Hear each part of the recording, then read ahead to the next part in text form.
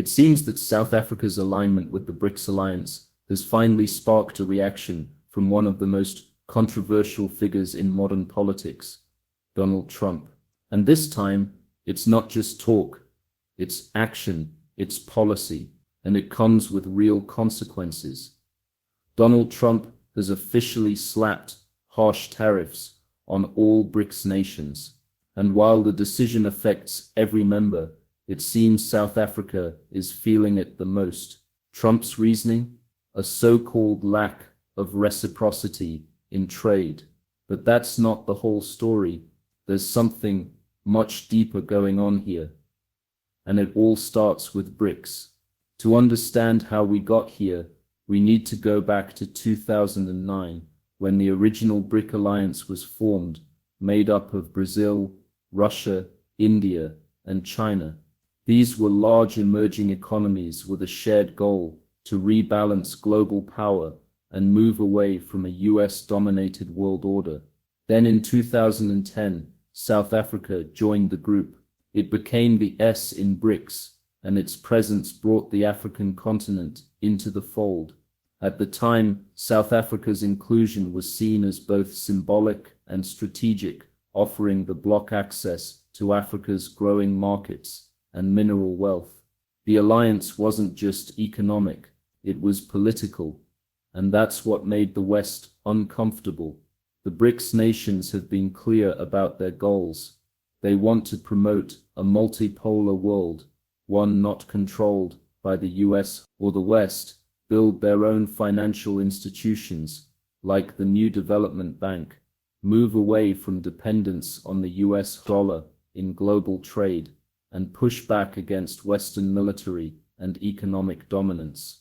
Over time, this loose alliance has grown more coordinated, and recently, several countries, including Saudi Arabia, Iran, and Egypt, have shown serious interest in joining. That's not just a trade club anymore. That's a global shift, and the US sees it. Trump may frame this as a trade issue, but many analysts agree this is political. The BRICS alliance is quietly building a financial system that doesn't depend on American banks. They're negotiating oil deals without using the US dollar.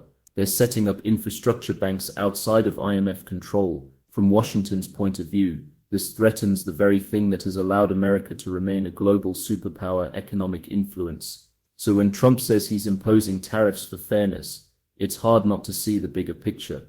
On July 1, 2025, Trump's administration issued a formal letter. In it, he announced a 10% tariff on all BRICS countries exporting to the United States. But that wasn't all.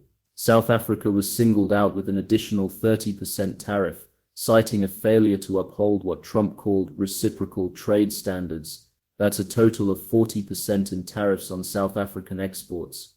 And what's worse, South Africa tried to stop it. Delegations were sent. South African business leaders engaged directly with US counterparts. Industry groups submitted data. They warned that these tariffs would harm both countries. But it didn't matter. The tariffs still went through. Now let's talk about this so-called lack of reciprocation. When you look at the numbers, the claim doesn't hold up. South Africa actually imports more from the United States than it exports in several categories. Major exports like vehicles, wine, and minerals are already subject to regulations and fees, and American companies from tech to agriculture are thriving in the South African market. So where's the imbalance? Economists, trade analysts, and even American lobbyists have publicly stated that there is no unfair advantage. This has been debunked multiple times, which makes it clear this move is not about trade. It's about punishing South Africa for being part of something bigger. If these tariffs are fully implemented, the consequences could be devastating. A 40% tariff will price South African goods out of the American market. Exports of wine, fruit, steel, and cars will drop significantly. This means thousands of jobs at risk in agriculture and manufacturing, foreign exchange loss, potential decline in investor confidence, and strain on US-South Africa diplomatic relations. And if America chooses to impose secondary tariffs on countries that continue to trade with BRICS, That's a whole new storm. Now is not the time for South Africa to act emotionally. Yes, this is unfair. Yes, it's politically charged. But sometimes, silence is the strongest move. Trump is in campaign mode. Every reaction becomes a headline. Every statement could escalate things further. This is chess, not checkers. We can only hope that South Africa's leadership navigates this moment with strategic restraint. Loud outrage will only feed the narrative. Trump is already pushing. At the end of the day, this isn't just about tariffs. It's about a global realignment. The world is changing, and South Africa is caught in the middle of it. The BRICS alliance was created to level the playing field, but that comes with risks. And now, one of those risks has come true. Let's hope our leaders stay focused, stay quiet, and play this smart, because this moment could shape our future.